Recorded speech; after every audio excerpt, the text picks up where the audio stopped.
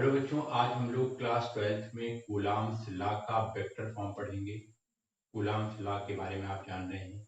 आपने एक general formula निकाला था, फिर आपने उसको वेक्टर फॉर्म में निकाला था, फिर आप वेक्टर में ही आप पोजीशन वेक्टर के फॉर्म में निकाल सकते हैं। उसका तरीका आप जान रहे हैं। पहले भी आप क्लास 11th में अच्छी तरीके से पोजीशन वेक्टर के टर्म में किसी भी पार्ट को आप लिख सकते थे, तो वही आपको यहाँ अप्लाई करना है। कोई यहाँ नई बात नहीं है। तो आइए यहाँ देखते हैं। जैसे मान लीजिए मैंने ये कहा कि मैंने ये एक एक्सिस मान लिया, यहाँ पर एक चार्ज रखा है Q1। अब ये Q1 का पोजीशन वेक्टर क्या है, तो आप ये जानते हैं कि आप इस ओरिजिन से इसको मानेंगे तो इसकी डायरेक्शन ये, इसका मतलब अगर ये चार्ज Q1 है तो इसका मतलब R1 इसका पोजीशन वेक्टर है और इसका पोजीशन बता रहा है। अच्छा, एक चार्ज है यहाँ पर Q2 और ये इसका पोजीशन वेक्टर है ये, यहां से इसकी पोजीशन क्या है तो आपने इसको रिप्रेजेंट किया R2 से।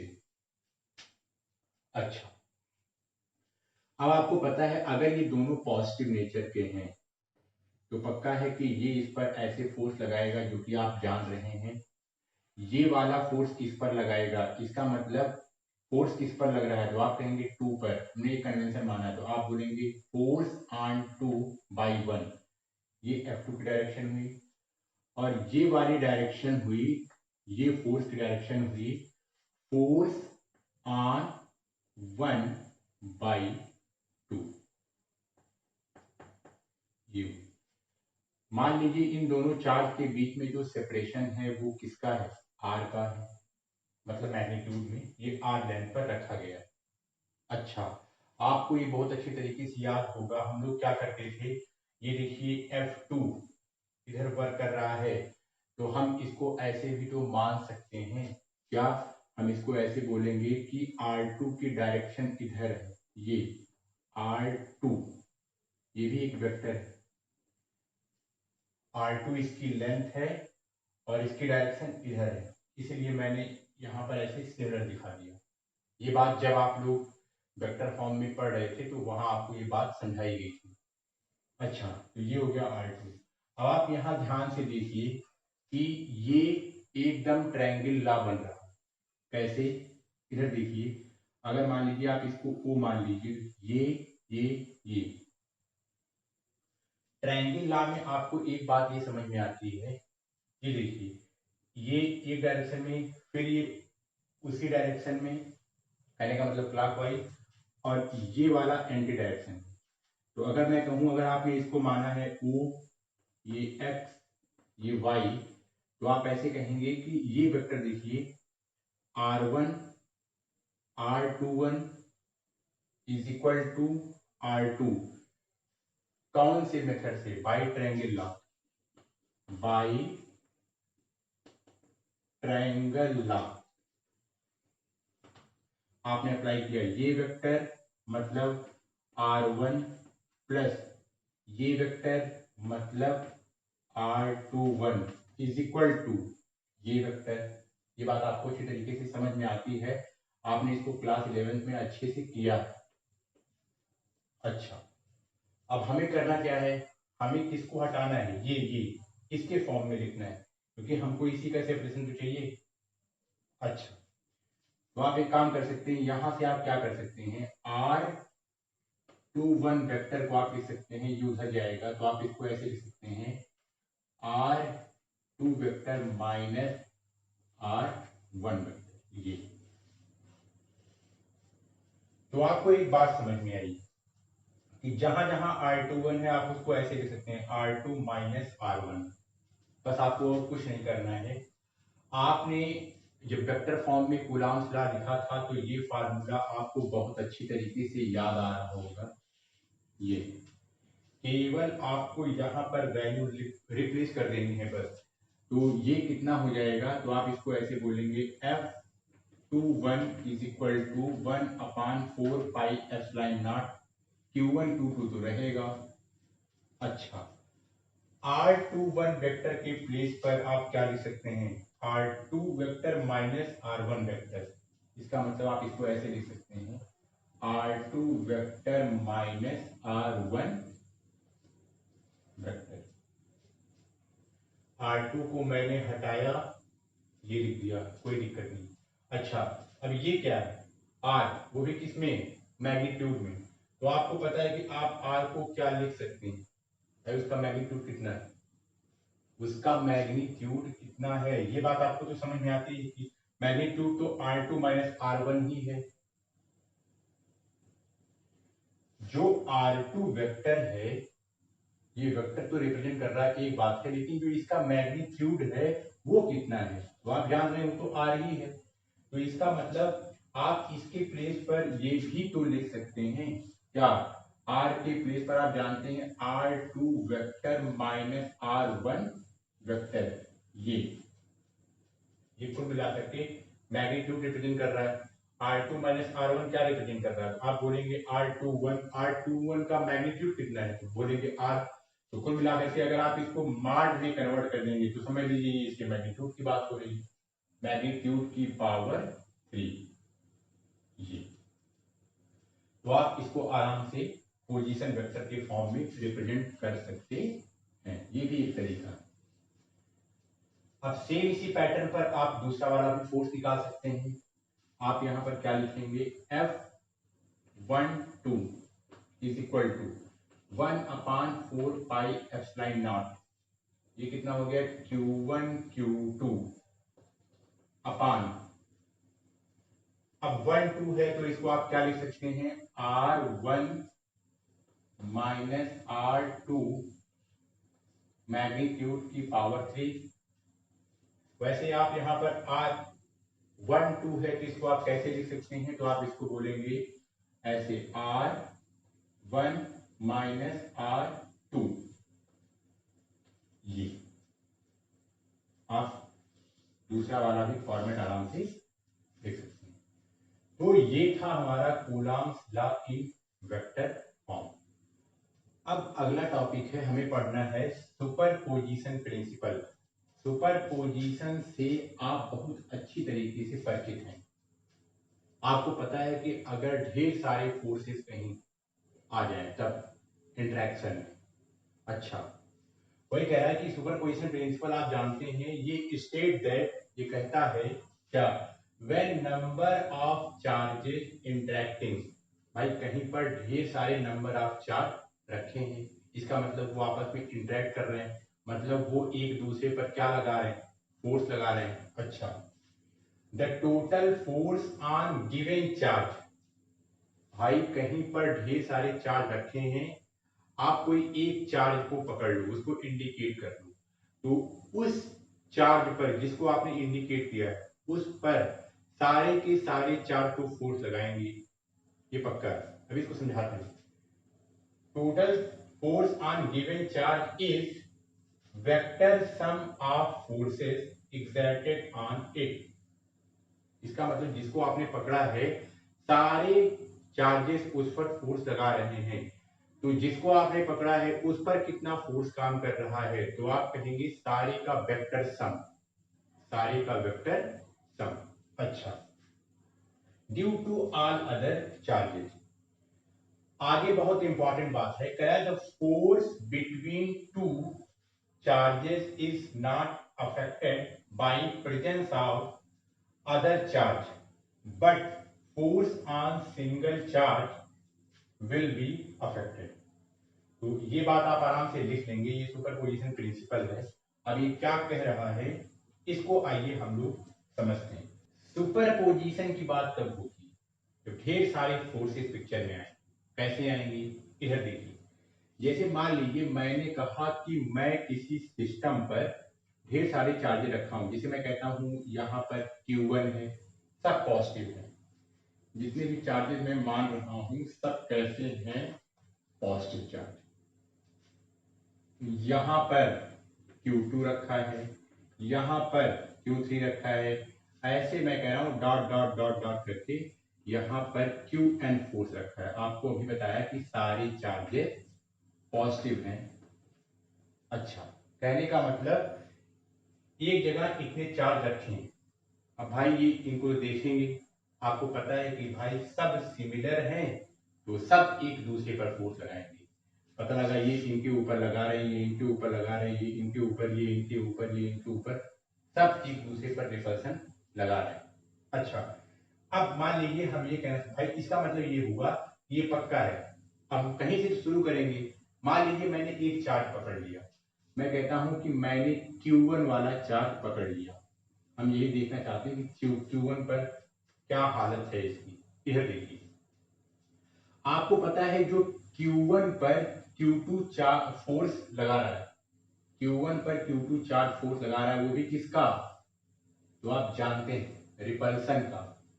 अरे भाई ये इसको ढकेलेगा, ये इसको भी ढकेल रहा है, लेकिन मैं क्या देखना चाहता हूं, मैं ये देखना चाहता हूं कि Q1 पर कितना फोर्स लग रहा है। Q1 पर मतलब Q1 किस पर लगा रहा है, हमको इससे नहीं मतलब है।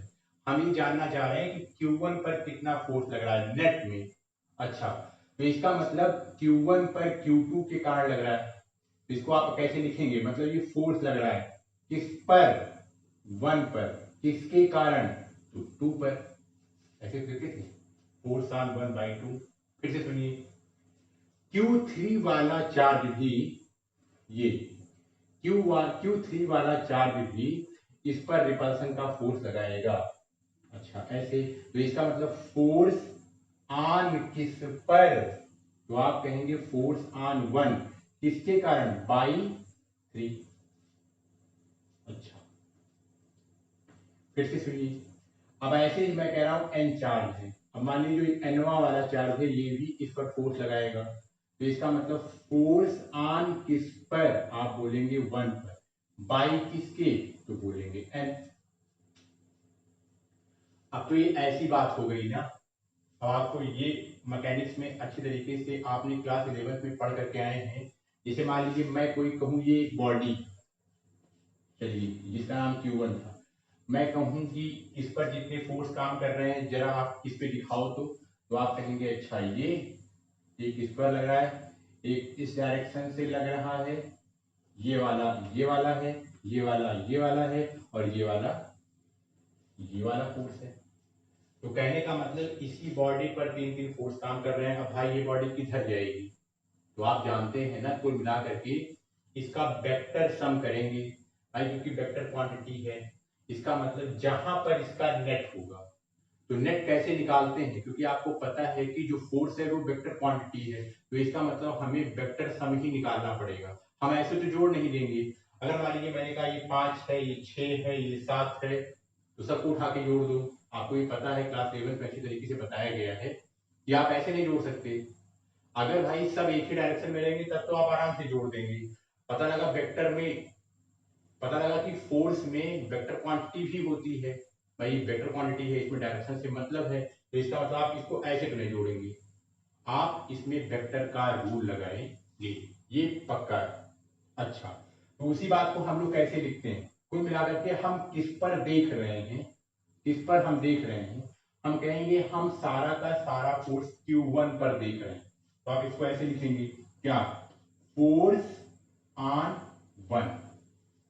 अब बाई, भाई इसमें तो बहुत कुछ है, नहीं लिखेंगे, मतलब फोर्स ऑन 1, ये अंडरस्टूड है कि जितने भी चार्जेज हैं यहाँ पर वो इन पर कितना फोर्स लगा रहे हैं। तो इसका मतलब फोर्स ऑन 1, तो आपको पता है एक फोर्स लग रहा है F12, ये वाला, प्लस एक लग रहा है F13, plus dot dot dot dot करके एक लग रहा है F1n।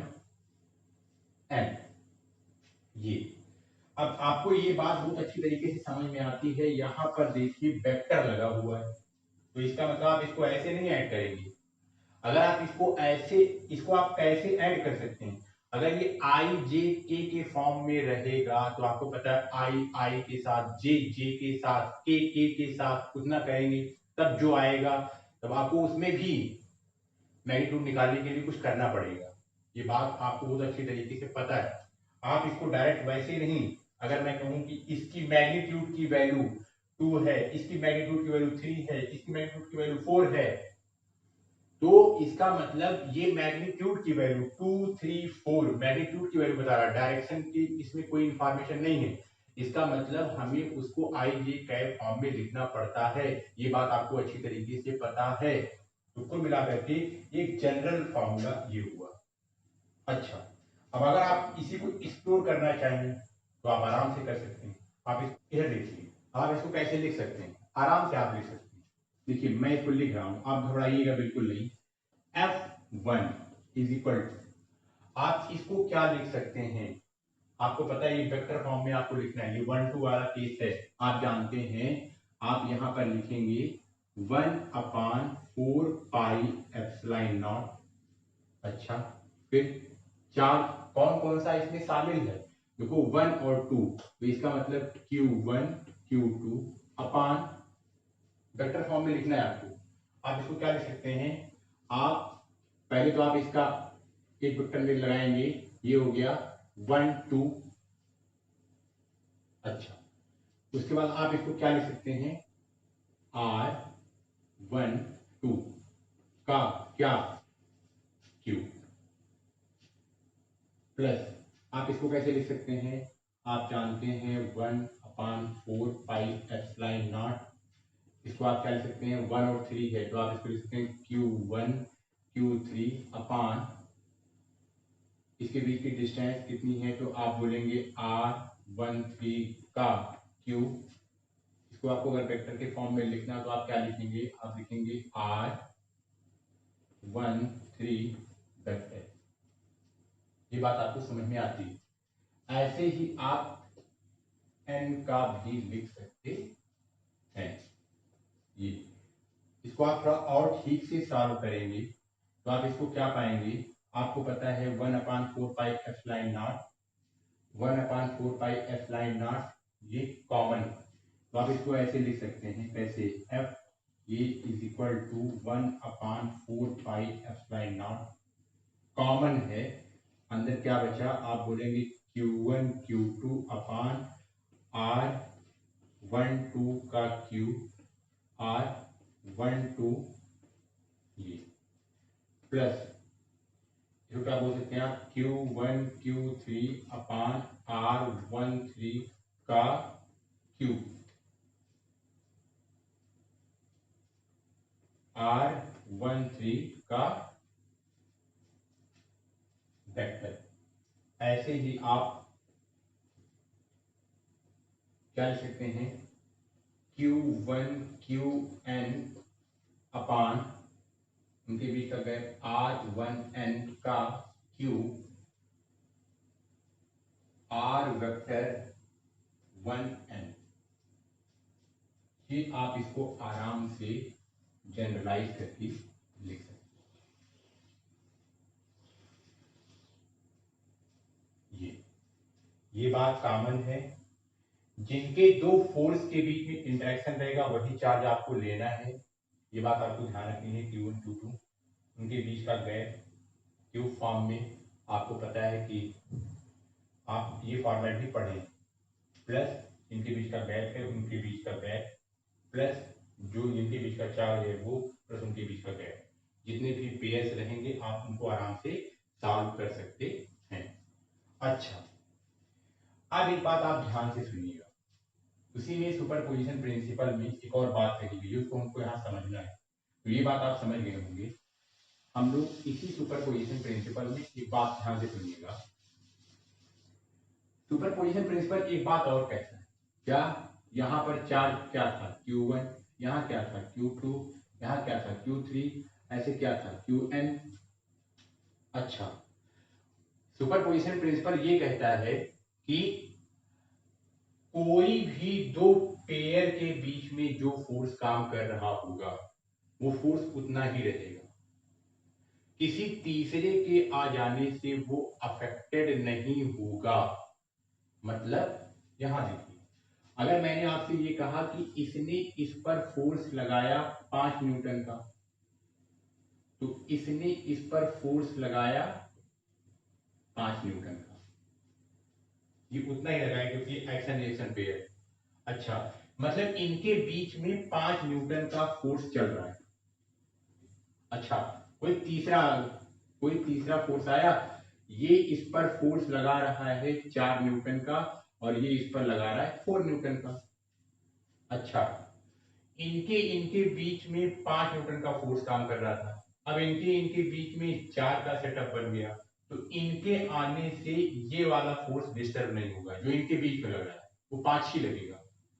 अच्छा, फिर से सुनिए, ये भी एक पेयर है, इनके बीच में 4 न्यूटन का फोर्स लग रहा है। अब अगर ये 2 है तो इसका मतलब ये तीसरा है, इसका मतलब इनके भी आने से इनके बीच का फोर्स अफेक्टेड नहीं होगा, जो उनके बीच में लग रहा है। अच्छा, फोर्स अफेक्टेड कब होगा, कब डिस्टर्ब हो जाएगा, जब आप कहेंगे अगर हम कोई सिंगल बॉडी देख रहे हैं तब। अरे भाई, ये बात आपको समझ आती है, अगर आपने सिर्फ सिंगल बॉडी इसको देखा, जब आप सिंगल बॉडी को देखेंगे तब यहां पर जो फोर्स की वैल्यू है वो नेट हो जाएगी। वही तो अभी हम लोग यहां निकाल रहे थे, यहां पर अभी हम लोग यही निकाल रहे थे कि वो नेट हो जाएगी। सिंगल बॉडी पर देखेंगे तो फोर्स बदल जाएगा, अगर वो पेयर पेयर में देखेंगे तो वो फोर्स उतना ही रहेगा, वो नहीं बदलने वाला है। चाहे तीसरा कोई आ जाए, चाहे कोई चौथा आ जाए, कोई पांचवा आ जाए, अनइफेक्टेड रहेगा। तो ये था आपका सुपरपोजिशन प्रिंसिपल। Thank you.